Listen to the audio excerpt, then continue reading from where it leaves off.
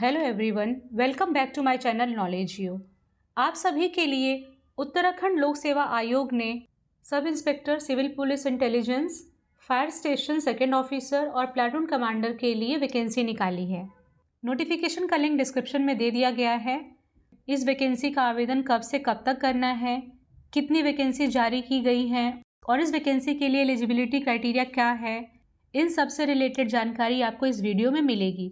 तो इस वीडियो में आप अंत तक ज़रूर बने रहें और आगे बढ़ने से पहले वीडियो को लाइक कर दें और शेयर ज़रूर कर दें ताकि आपके जैसे और भी जो कैंडिडेट्स हैं उनको भी इस वैकेंसी के बारे में इन्फॉर्मेशन मिल सके। और नॉलेजियो चैनल को ज़रूर सब्सक्राइब करें। तो आगे बढ़ते हैं और उत्तराखंड लोक सेवा आयोग द्वारा निकाली गई भर्ती के बारे में हम डिस्कस करते हैं। नोटिफिकेशन 31 फरवरी को जारी किया गया और ऑनलाइन एप्लीकेशन फॉर्म भरने की लास्ट डेट है 20 फरवरी। रिक्तियों का विवरण कर लेते हैं। रिक्तियों की कुल संख्या 222 है, जिसकी संख्या घट बढ़ सकती है। देखिए यहाँ पर उप निरीक्षक नागरिक पुलिस के लिए 65 वैकेंसीज़ हैं, जो अनरिजर्व के लिए 35 हैं, अनुसूचित जाति के लिए 13 हैं, अनुसूचित जनजाति के लिए 2 हैं, पिछड़ा वर्ग के लिए 9 हैं और आर्थिक रूप से कमज़ोर वर्ग के लिए 6 हैं। और उप निरीक्षक अभिसूचना के लिए टोटल 43 सीट्स हैं, जो कि अनारक्षित के लिए 23 हैं, अनुसूचित जाति के लिए 9 हैं, अनुसूचित जनजाति के लिए 1 हैं, पिछड़ा वर्ग के लिए 6 हैं और आर्थिक रूप से कमज़ोर वर्ग के लिए 4 हैं। तो टोटल उप निरीक्षक नागरिक पुलिस अभिसूचना के लिए 108 पद हैं और उप निरीक्षक नागरिक पुलिस के लिए वेतनमान जो है वो लेवल 7 का है। पद का स्वरूप है वो स्थायी है, यानी परमानेंट है। पेंशन योजना अंशदायी पेंशन युक्त है। आयु न्यूनतम 21 वर्ष होनी चाहिए और अधिकतम 28 वर्ष होनी चाहिए। शैक्षिक अर्हता यानी एजुकेशन क्वालिफिकेशन, कैंडिडेट के पास स्नातक की डिग्री होनी चाहिए और जो भूतपूर्व सैनिक हैं उनके लिए इंटरमीडिएट या उसके समकक्ष अर्हता होनी चाहिए। सीधी भर्ती के मामले में अधिमानी अर्हता क्या है? प्रादेशिक सेना में कम से कम 2 वर्ष की सेवा हो और राष्ट्रीय कैडेट कोर का बी प्रमाण पत्र प्राप्त किया हो। सीधी भर्ती हेतु शारीरिक मानक क्या है? पहले ऊंचाई देख लेते हैं। अनारक्षित, अनुसूचित जाति, अन्य पिछड़ा वर्ग, आर्थिक रूप से कमजोर वर्ग हेतु 167 सेंटीमीटर होना चाहिए और महिला के लिए 152 सेंटीमीटर होना चाहिए। अनुसूचित जनजाति हेतु 160 सेंटीमीटर होना चाहिए और महिलाओं के लिए 147 सेंटीमीटर होना चाहिए। और पर्वतीय क्षेत्र के कैंडिडेट्स के लिए 162 सेंटीमीटर होना चाहिए मेल के लिए और फीमेल के लिए 147 सेंटीमीटर होना चाहिए। और सीने का माप देख लेते हैं। अनारक्षित के लिए, अनुसूचित जाति के लिए, अन्य पिछड़ा वर्ग के लिए, आर्थिक रूप से कमजोर वर्ग हेतु 78.8 सेंटीमीटर बिना फुलाए छाती होनी चाहिए और फुलाने के बाद 83.8 सेंटीमीटर होना चाहिए।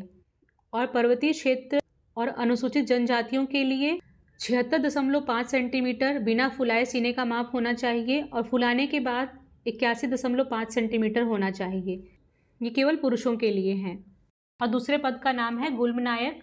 पुरुष के लिए है PAC IRB, जिसमें कुल पदों की संख्या 89 है। ठीक है। अनारक्षित के लिए 48 है, अनुसूचित जाति के लिए 18 है, अनुसूचित जनजाति के लिए 3 पद हैं, अन्य पिछड़े वर्ग के लिए 12 पद हैं और आर्थिक रूप से कमजोर वर्ग के लिए 8 पद हैं। तो टोटल 89 रिक्त पद हैं। तो गुल्म नायक पद के लिए वेतनमान लेवल 7 का ही है।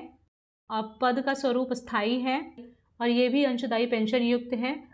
इसमें भी आयु की सीमा न्यूनतम 21 वर्ष और अधिकतम 28 वर्ष है। शैक्षिक अर्हता इसमें भी स्नातक उपाधि होनी चाहिए और जो भूतपूर्व सैनिक हैं उनकी शैक्षिक योग्यता इंटरमीडिएट या उसके समकक्ष होनी चाहिए।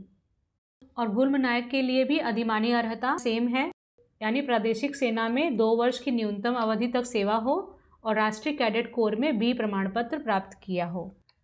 और सीधी भर्ती हेतु शारीरिक मानक परीक्षा, पहले ऊंचाई देख लेते हैं। तो अनारक्षित, अनुसूचित जाति, अन्य पिछड़ा वर्ग, आर्थिक रूप से कमजोर वर्ग हेतु 167.7 सेंटीमीटर होना चाहिए। अनुसूचित जनजाति के अभ्यर्थियों हेतु 160 सेंटीमीटर होनी चाहिए और जो पर्वतीय क्षेत्र के अभ्यर्थी हैं उनके लिए 162.6 सेंटीमीटर होने चाहिए। और सीने का माप देख लेते हैं। तो अनारक्षित, अनुसूचित जाति, अन्य पिछड़ा वर्ग, आर्थिक रूप से कमजोर वर्ग हेतु 78.8 सेंटीमीटर बिना फुलाए होनी चाहिए और फुलाने पर 83.8 सेंटीमीटर से ऊपर होनी चाहिए।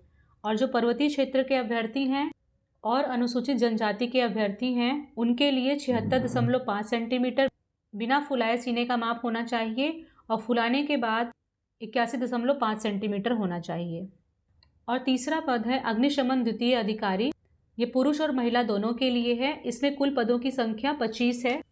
अनारक्षित के लिए 14 हैं, अनुसूचित जाति के लिए 5 पद हैं, अनुसूचित जनजाति के लिए 1 पद है, अन्य पिछड़ा वर्ग के लिए 3 पद हैं, आर्थिक रूप से कमजोर वर्ग के लिए 2 पद हैं। तो टोटल 25 पद हैं। और इस पद के लिए वेतनमान भी लेवल 7 का ही है। ये भी अस्थायी है। इसमें भी अंशदायी पेंशन युक्त है और इसमें भी न्यूनतम आयु 21 वर्ष और अधिकतम 28 वर्ष है। और इसके लिए भी शैक्षिक अर्हता स्नातक की उपाधि होनी चाहिए या फिर उसके समकक्ष कोई भी शैक्षिक योग्यता होनी चाहिए। और जो भूतपूर्व सैनिक हैं उनके लिए इंटरमीडिएट होना चाहिए या फिर उसके समकक्ष, और इंटरमीडिएट विज्ञान वर्ग में होना चाहिए। और केंद्र या राज्य सरकार द्वारा किसी मान्यता प्राप्त संस्थान से कम 6 माह का सर्टिफिकेट इन कंप्यूटर एप्लीकेशन होने की स्थिति में अधिमान दिया जाएगा। इसमें भी अधिमानी अर्हता सेम है। अधिमानी अर्हता इसमें क्या है? प्रादेशिक सेना में न्यूनतम 2 वर्ष की अवधि तक सेवा की हो और राष्ट्रीय कैडेट कोर का B अथवा C प्रमाण पत्र प्राप्त किया हो। तो अग्निशमन द्वितीय अधिकारी पुरुष और महिला पद की सीधी भर्ती के लिए न्यूनतम शारीरिक अर्हताएं क्या हैं ये देख लेते हैं। तो पहले ऊंचाई देखते हैं।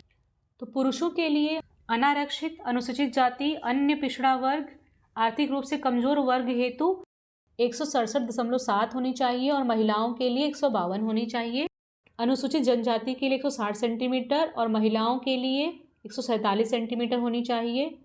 पर्वतीय क्षेत्रों के अभ्यर्थी हेतु 162.6 सेंटीमीटर और महिलाओं के लिए 147 सेंटीमीटर होनी चाहिए।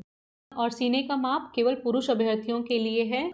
इसमें अनारक्षित, अनुसूचित जनजाति, अन्य पिछड़ा वर्ग के लिए बिना फुलाए 78.8 सेंटीमीटर और फुलाने के बाद न्यूनतम 83.8 सेंटीमीटर होना चाहिए। पर्वतीय क्षेत्र और अनुसूचित जनजातियों के लिए 76.5 सेंटीमीटर बिना फुलाए और फुलाने के बाद 81.5 सेंटीमीटर होनी चाहिए। और महिलाओं के लिए शारीरिक वजन 45 किलोग्राम से ज़्यादा होना चाहिए। हमने अलग अलग पद के लिए आयु देख ली है। हम फिर से देख लेते हैं। हर पद के लिए न्यूनतम आयु 21 वर्ष है और अधिकतम 28 वर्ष है। आयु गणना 1 जुलाई 2024 के हिसाब से की जाएगी, यानी 1 जुलाई 2024 को न्यूनतम 21 वर्ष होनी चाहिए और अधिकतम 28 वर्ष होना चाहिए। और आयु सीमा में छूट अनुसूचित जाति, अनुसूचित जनजाति, उत्तराखंड और अन्य पिछड़ा वर्ग के लिए 5 साल की छूट दी जाएगी।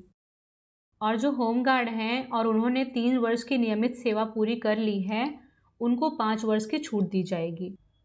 और ये केवल उप निरीक्षक नागरिक पुलिस, उप निरीक्षक अभिसूचना और गुल्म नायक पद के लिए ही है। आरक्षण की बात कर लेते हैं।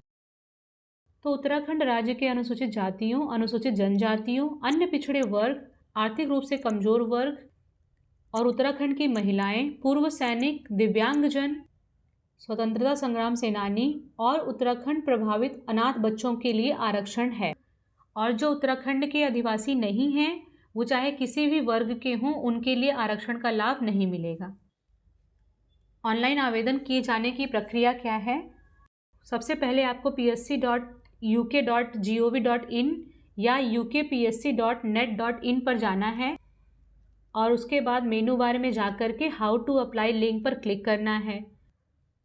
हाउ टू अप्लाई पेज पर एडवर्टीजमेंट डिटेल, इम्पॉर्टेंट डेट्स और इंस्ट्रक्शंस दिए हुए हैं। उनका अवलोकन करने के पश्चात ही आपको अप्लाई नाउ बटन पर क्लिक करना है। अप्लाई नाउ पर क्लिक करने के पश्चात रजिस्ट्रेशन फॉर्म पर अपनी सही जानकारी भरकर लॉगिन हेतु पासवर्ड बनाकर सबमिट पर क्लिक करें। सबमिट पर क्लिक करने के पश्चात फॉर्म में अपनी बेसिक जानकारी भरें। सबमिट पर क्लिक करने के पश्चात बेसिक इन्फॉर्मेशन प्रदर्शित होगी। अगर उसमें आपको कोई बदलाव करना है तो आप बदलाव कर सकते हैं, नहीं तो आप सबमिट बटन क्लिक करें। फिर आपको लॉगिन करके जिस पोस्ट के लिए आपको आवेदन करना है उस पर टिक करें। उसके पश्चात अपना एजुकेशनल डिटेल डालें, अपना फ़ोटो और सिग्नेचर अपलोड करें और फ़ोटो सिग्नेचर अपलोड करने के पश्चात प्रोसीड बटन को प्रेस करें और अपने एप्लीकेशन फॉर्म का प्रिंट ले लें। ऑनलाइन एप्लीकेशन फाइनली सबमिट करने के पश्चात अगर आवेदन पत्र में कोई त्रुटि होती है तो अभ्यर्थी अपना आवेदन रद्द कर सकता है, यानी कैंसिल कर सकता है और पुनः आवेदन कर सकता है। लेकिन ऐसा करने पर शुल्क वापस नहीं होगा। और जो उत्तराखंड राज्य के अनाथ अभ्यर्थी हैं उनके लिए कोई शुल्क देय नहीं होगा। संशोधन या परिवर्तन प्रक्रिया के बारे में हम डिस्कस कर लेते हैं। ऑनलाइन आवेदन प्रक्रिया पूर्ण होने के पश्चात अगर कोई संशोधन या परिवर्तन करना हो तो उसके लिए ऑनलाइन आवेदन की अंतिम तिथि समाप्त होने के पश्चात 5 कार्य दिवस के उपरांत एडिट करेक्शन का लिंक खोला जाएगा। लास्ट डेट है फॉर्म भरने की वो 20 फरवरी है, तो उसके 5 दिन बाद यानी 25 से 26 फरवरी को संशोधन करने के लिए, करेक्शन करने के लिए लिंक खोला जाएगा और इस संशोधन करने की प्रक्रिया 10 दिन तक जारी रहेगी। अगर इससे रिलेटेड कोई भी प्रश्न हो तो आप कमेंट कर सकते हैं। वीडियो लाइक ज़रूर करें और शेयर करें, और अगर आप चैनल पे नए हैं तो सब्सक्राइब करके ज़रूर जाएं।